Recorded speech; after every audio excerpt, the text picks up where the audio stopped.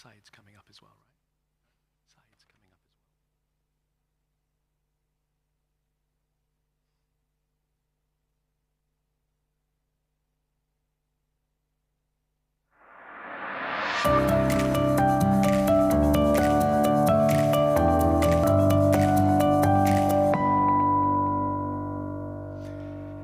Good afternoon. Welcome to this presentation about Diriyah, the City of Earth. My name is Kieran Haslam. I'm the Chief Marketing Officer for the project, which is based in the capital city of Riyadh in the Kingdom of Saudi Arabia. I'm joined on stage today with my colleague Naif, who's going to talk a little bit more about the specifics of Diriyah and what it means to the travel and tourism industry as of this moment in time and then beyond into the future as the city is fully developed and fully operational. However, I'd just like to take a quick moment to say thank you to ITB Berlin, thank you to ITB, thank you to our wonderful engineers, sound technicians, and camera operators as well for being able to bring this and stream this to all of the viewers. They've been working very, very hard with us because we've done the usual, which is last-minute changes to the presentation. But it's all in the spirit of trying to impart the right meaning and the right content to show you what's taking place in Diriyah today. So firstly, I wanted to just talk a little bit about Diriyah and where it is, which is in the Kingdom of Saudi Arabia. It looks like this as an iconic representation because you're looking at the UNESCO World Heritage Site of At-Turayf. This is the birthplace of the Kingdom of Saudi Arabia, and it goes back in time all the way to the year 400, when a tribe arrived into the location and established the makings of the first agricultural settled society. This is a very, very important thing, and if we stay on this screen, I'll explain why. If you look at the entirety of the Arabian Peninsula and you go back to that period in time which predates existing borders as we know them today across this magnificent landmass, you have this focal point right in the heart, which is the birthplace of not just the Kingdom of Saudi Arabia, but it's one which sets in motion an expectation of society and a system of agricultural society operating that delivers a real significance, richness, and meaning to what it means to be Saudi. And so from the year 400 until the year 1446, Diriyah is established in 1446 through nomenclature as a specific location across the Arabian Peninsula. And from 1446 all the way until 1727, you end up with the first Saudi state being established here in Diriyah, in this specific location. And if we jump to the next screen, please, Naif, the reason for this being is that when that tribe originally migrated from the west to Diriyah, what they stumbled across was an incredible natural resource of fresh running water and very, very fertile soil. And so from this prosperity came the societal structures and a location which saw in excess of 30,000 people co-inhabiting this location known as Diriyah. This is around the UNESCO World Heritage Site that we have today. And what we have done is taken this UNESCO World Heritage Site as our shining central beacon, our point of recall, our point of promise. And we've taken this history and we've sort of looked at what we could do to create a futuristic city where we could redefine what urban living is like, what a quality of life proposition is like, and take this reference point from several hundred years ago in this location. And so what we have is we've established a 14 square kilometer city of Earth. We call this Diriyah the City of Earth. This 14 square kilometers sits around the UNESCO World Heritage Site. And across these 14 square kilometers, to give you a system of reference, that's 6.5 times the size of Monaco. We're building that with the first half due to be completed by the end of 2027 and the second half due to be completed by 2030 in time for the World Expo, which will be hosted in the Kingdom of Saudi Arabia.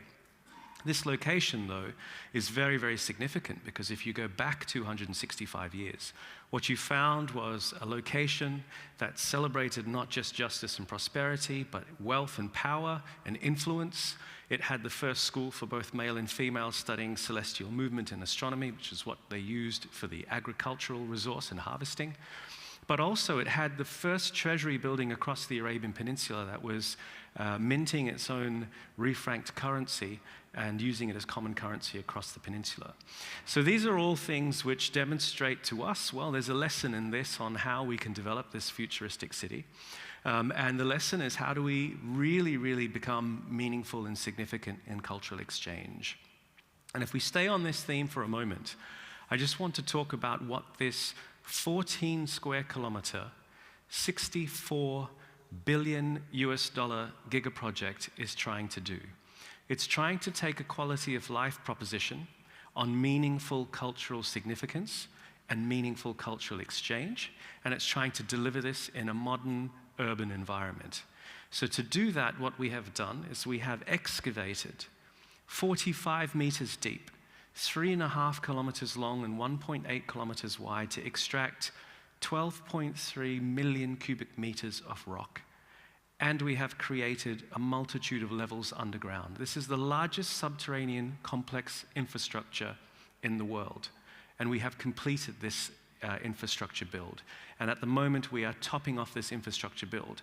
And why did we do that? It wasn't to take life and put it underground.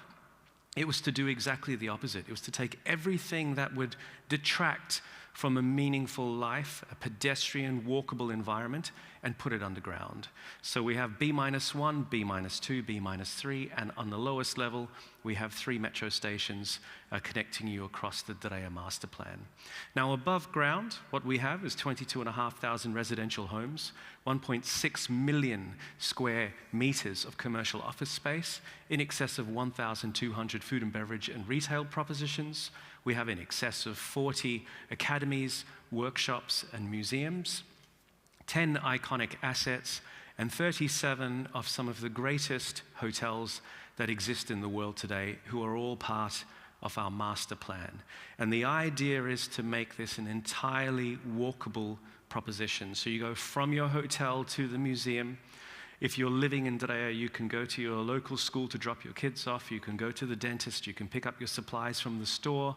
And you can enjoy an evening meal. And the concept is to take a 15-minute city and to make it intensely pedestrian. From this, we have a very, very interesting promise to the city, which is that the entire code of the city is based on an architecture unique to this location in Najd, and it's called Najdi architecture. And the code and the building code is to empower the historical attributes of this Najdi architecture and to take it forward in time. So we have an exterior building facade, which is Adobe mud brick construction. There's so many benefits to this from a sustainability perspective, thermal efficiency perspective, but also it creates this incredible iconic experience of a futuristic city that really very much looks like the past. And so with this, we're always trying to create this meaningful exchange, and we believe very, very strongly that the quality of life of what Diriyah will eventually be, with in excess of 200,000 inhabitants, attracting more than 50 million visitors annually by 2030. This city of Earth is a very, very exciting proposition. And for the inhabitants of the city, we often challenge ourselves and think, what would this be like 20 years from today? Would we find lower rates of childhood obesity? Would we find higher propensity for a career couple to raise a young family? These are the things that measure happiness, and with happiness is a quality of life proposition. And so this meaningful cultural exchange is very important because it also allows us to amplify what it means to be uniquely Saudi, what that identity is for the many 30+ million Saudis that want to talk about their origins and their story. And we amplify this to the world through this city and through this experience. And we are already welcoming many visitors because, as you can imagine, you don't just build a city, wait till it's completely finished, and then pull the sheets off it and say, come. We are opening assets every day, groundbreaking and completing components of the city and operating them every day. So we already have a dining district, a UNESCO World Heritage Site, several museums, and a very, very compelling Art Futures experience, and our first of 37 hotels, which is a luxury collection, Bab Samhan Experience Hotel as well, which is a nod to our heritage and an understanding that we can start to unlock some of the pedestrian behavior because it's just a few minutes stroll away from the UNESCO World Heritage Site. So I'm going to play a little video which talks about all of this and gives you a little bit more drama, and then I'm going to hand over to my colleague Naif to go into some detail about Diriyah, the City of Earth. Where could the future take us? A place ahead of time? Where time is scarce and technology is our only interface with the world? Intimidating or beyond imagination?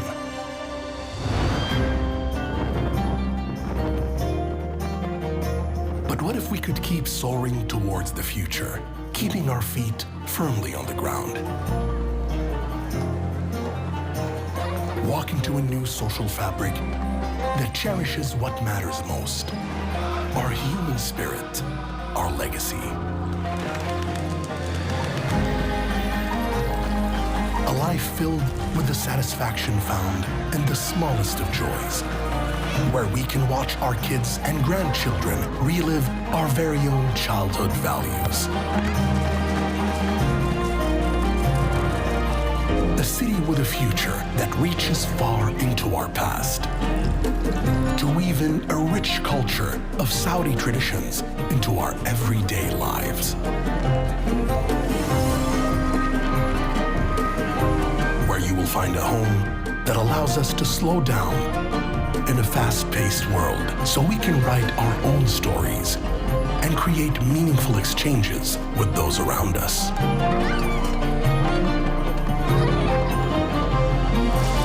A space that helps us go beyond, to grow, ideate, create, and flourish. This is how we are designing and building our future.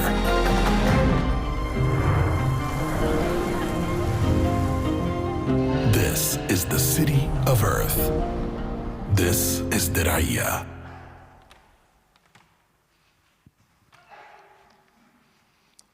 Okay, so thank you, Karen, for that. So basically, just to give a bit of a detailed overview of Diriyah, if you can go to the next slide. So this is actually the overview city of Riyadh, where, Diriyah is on the outskirts northwest of Riyadh. You can see it's highlighted a bit in the darker color. So you're talking about 7 minutes from the downtown of Riyadh in the financial district. Then you're talking about 25 minutes from the airport itself. Going a bit to the next slide, actually focusing on more figures. Kieran did not shy away from sharing all those figures. However, just a couple things to note. This is a massive development, to be honest. We're not just creating, a whole, cultural mixed-use destination. No, we're going beyond that. We're trying to hit on quality of life. We're trying to create indirect jobs of 178,000 plus. We're talking about contributing a huge GDP of almost $18 billion annually. So there's a lot to be done. And for us, we have another video that I'd like to showcase to you that talks more about the actual progression of the project, what's happening. You saw a promotional video about the project, but this showcases what has been done because we're not waiting for 2030 for it to open. A lot has happened, and the visitors are coming in. So if we can go to the next slide, showcase the video.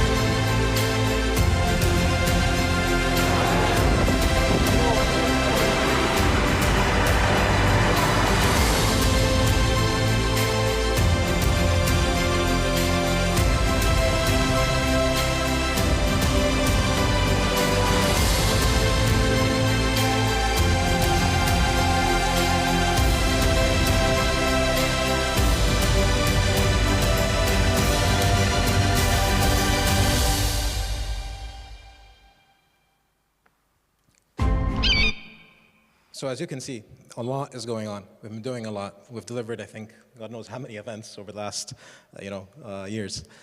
With that being said, we want to deep a little bit more dive in. What do we do actually? It's not just about those events that we do, but we have this kind of annual festivity every year that we do to celebrate our culture and heritage, and bringing that so that users can, experience it now and not having to wait all the way to 2030. So this Diriyah seasons, every year we do this, let's say, a series of events. And it's all about either reviving a certain heritage site or bringing something new, fusing with the culture that we have in Diriyah. So one of those events that we did, and it just ended last week, was Souk Wonders. And basically that was combining and fusing a new idea by bringing in international tier 1 production house, Dragon, coming in from Belgium, now based in Vegas, and creating a Cirque du Soleil kind of experience, but taking in the vibe of the typography of Diriyah itself with its heritage and culture. So visitors would come in, they would actually immerse themselves in this show. Instead of being in a seated show, we're watching acrobats and performance artists and all. No, they would immerse themselves, roam around, and at the same time, between the acts, they would actually take tokens, and those tokens, they would exchange it with the F&B outlets there, with more than 15 outlets from local cuisines to international cuisines. So I'll show you a video here that showcases that experience.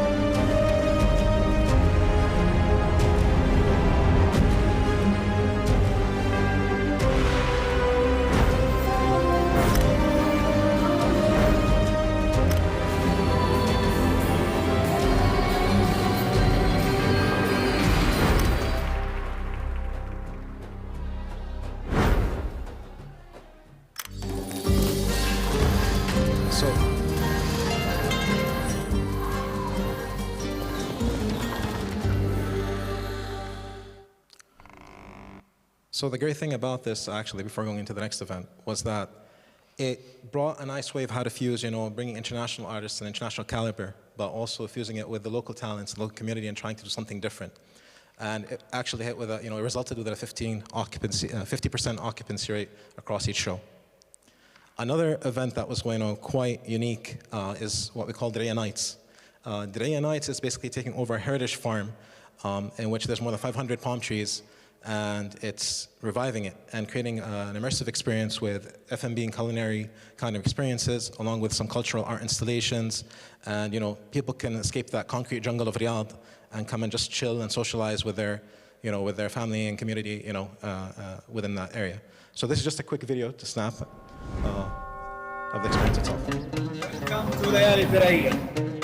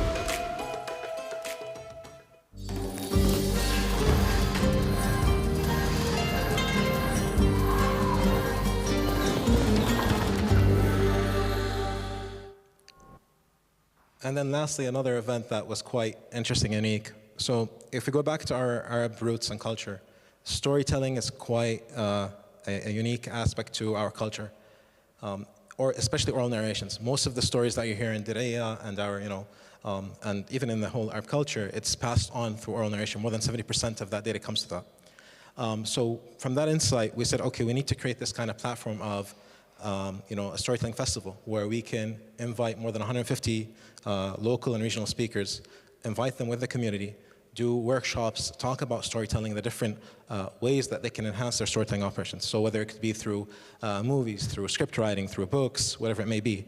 So that was something that we invited. It was over a course of 10 days where we had more than 32 workshops, more than 5 full-day panel discussions. And not only that, we had a novel book fair, plus a culinary experience in which we brought out a local chef that would take stories, whether from movies or from anime or even books, and create those dishes that are there and narrate the actual story as he created those dishes for the audience there. It was quite engaging. If you want to play the video, Kieran, just to showcase the experience.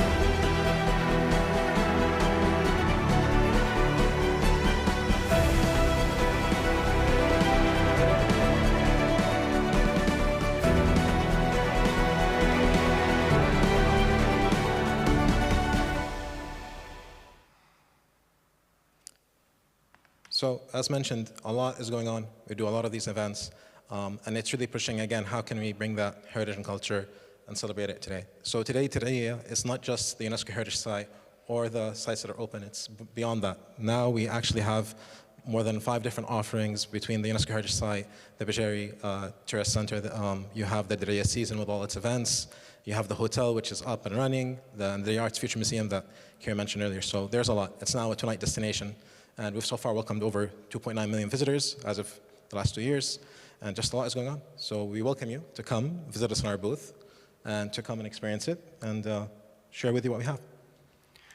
So I thank you for that knife and for the explanation going into detail. I think the important thing here that we wanted to emphasize at ITB this year is that one of the things about building a destination which is extremely compelling is to build it for the right reasons and for the right audience in mind. And authenticity is really key to everything that we do in Diriyah.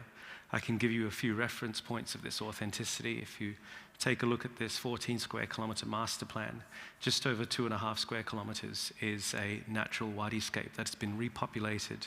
And over the last 6 years, we've repopulated that with in excess of 6.5 million varietals of indigenous species to bring the wadi back to life. This is important because it's that level of detail, saying this is an indigenous plant. We use archaeobotanists to help us identify the indigenous varietals to repopulate around the project. In addition to that, we have a very, very specific lighting code in Diriyah, and you'll notice that from a lot of the video content that you see. Very warm ambient lighting at 2700K, which is the entire lighting code across the city. In addition to what I explained earlier with adobe mud brick construction and the identity of Najdi architecture as well. So all of this gives you a very compelling feeling. You do feel like you've stepped back in time, yet you're stepping into the future with what an urban development could be like. And in there, travel and tourism is absolutely key. It's a commitment that we have as one of the big projects in the world today to relook at how GDP can come away from other areas and move accordingly along with the travel and tourism industry. We know that job creation is intense. You have 37 million people in the Kingdom of Saudi Arabia. 24.5 million are under the age of 34. We're looking at what happens with the workforces coming on stream. We're very proud of our organization. You saw in some of the content all of the tower cranes. We have 82 tower cranes currently in operation. We have 37,000 people on site, building across 3 shifts every day. We have 3,500 people in our headquarters, and 85% of our employees are all Saudi. 14% of which are all from our local community in Diriyah. We're also very, very pleased with the equality that we have in our workforce as well, which is a great indication of the direction of travel that the Kingdom has been on. And I'm pleased to say that 36% of our staff are female, and that 16% of those are in a senior leadership position as well. So there's a very, very joined up, well thought out component to how we're bringing this project to life. And one of the things that we're always trying to do is to create these meaningful and authentic experiences so that when you come, you're experiencing something that you can only experience in Diriyah. Even in our retail space, we've got over 1,200 retailers that will be across the master plan. We've established together with Pantone the shade of the mud-colored architecture you find in our UNESCO World Heritage Site. This is a Pantone color called Diriyah Tan. And with a lot of the retail providers, they're looking at creating products that consumers can purchase when in Diriyah and that they can't purchase anywhere else. And so we're always trying to look at what makes us unique and makes us a very compelling experience to come and be part of. So thank you for that. Thank you to Knife. And if there are any questions, I'm willing to take some questions. If there aren't, well, then I'd ask if you could do two things for me. If you could put your round of hands together and applause for the sound guys, for the wonderful Maria who's been helping us to arrange today, and also for the camera operator as well. Thank you very much for having us, and we invite you to the stand. We invite you to come and visit us in Diriyah. I think you can come and hear the promises at the stand, but it'd be much better if you came and saw it for yourself in person in Saudi Arabia. So you're welcome.